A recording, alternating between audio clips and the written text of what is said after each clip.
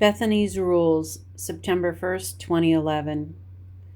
I just finished reading Bethenny Frankel's The Place of Yes, 10 Rules for Getting Everything You Want Out of Life. This book is the perfect combination of two of my favorite genres of books, self-help and autobiography. Why do I care what Ms. Frankel has to say, you may ask? Well, I get the feeling that Bethenny tells it like it is, says what's on her mind, and does not sugarcoat reality. Yes, I admit that I am a fan of reality television, and the Real Housewives series is one of my favorite indulgences. I happen to watch reruns on the CW at 9 a.m. Eastern Standard Time, Monday through Friday, whenever I get a chance. Bethenny happens to be my favorite housewife from the New York episodes. She is so relatable and down to earth. She has a wry sense of humor. I love how she kept her cool and stood up to the shenanigans of Kelly Ben Simone. I read another Bethenny Frankel book, Naturally Thin, and found it helpful. Miss Frankel's recent business accomplishments with selling her Skinny Girl Spirits brand to Fortune Brands for many, many dollars illuminates her as a force to be reckoned with. She is so open with her background, foibles, and well-deserved rise to the top. I was definitely curious to find out what her journey to success taught her. As I read the book, I tried to relate events in my life and measure how well I fared with each rule. Number 1, break the chain. For the past 2 years, I've been on this journey of realizing I must let go of the past in order to move toward the future with a clean slate. Learning how to forgive and change my voice has been a challenge, but I realize it is the first and most important step. Number 2, find your truth. Who am I? What is my authentic self? What do I really want to do with my life? Self-exploration and self-awareness is so important for developing a plan and going after what you want in life. Number 3, act on it. This is where I stumble or cripple myself. I know I am the one responsible for making things happen. I can't rely on anyone but myself. At times it feels like something is missing from my gut.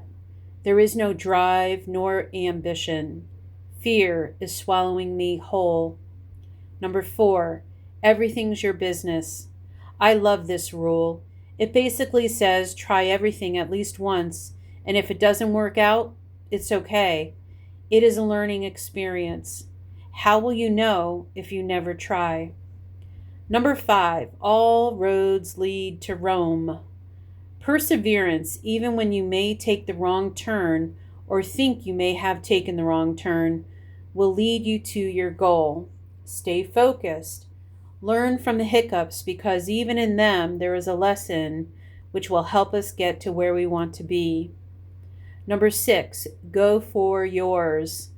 I love that Bethenny recognizes the necessity of first being your own person and fulfilling your needs before you can help others. As mothers, we tend to put everyone else's needs first. As my kids have gotten older, I realize what a better mother I am when I focus on what I want out of my own life. As I learn to love myself, I love others more freely. Number 7, separate from the pack. I realized my individuality and uniqueness in college. I embraced my ideas and independence of thought. I'm not one to be conventional. I appreciate difference and diversity. I love that I have freedom to be myself. Number 8, own it. Boy, I've practiced a lot of truth-telling just by starting this blog and exposing my feelings. This is how I own it, good and bad. This is how I am. Number 9, come together. Connection with other people? Not my forte. This will be a tough nut to crack. I'm not sure I even like people half the time. I am very protective of those people whom I care about. I don't feel the need to tweet and join every social networking outlet. I don't measure my worth by how many followers or Facebook friends I have. But perhaps I see this rule as a challenge because I haven't quite mastered the other rules yet. I haven't gotten myself right. Number 10, celebrate. It's one word. It should be so easy. But for me, it's not. When I read this rule, I felt a deep sense of regret in the pit of my stomach. I was never the type of mom to go overboard and have a birthday party for each of my kids where they invited a dozen friends and shared gifts and cake. I always kept celebrations private and within the family.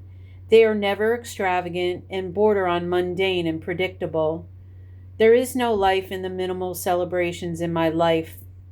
Perhaps one day I will find success and happiness such that my celebrations will reflect the positive energy in my life. But for now, it appears that I have to start back at rule number 1. No one said that getting everything I want out of life would be easy. Some paths are longer than others. Some paths have more roadblocks.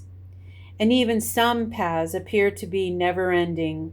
But part of coming from a place of yes is believing in yourself that you can do it.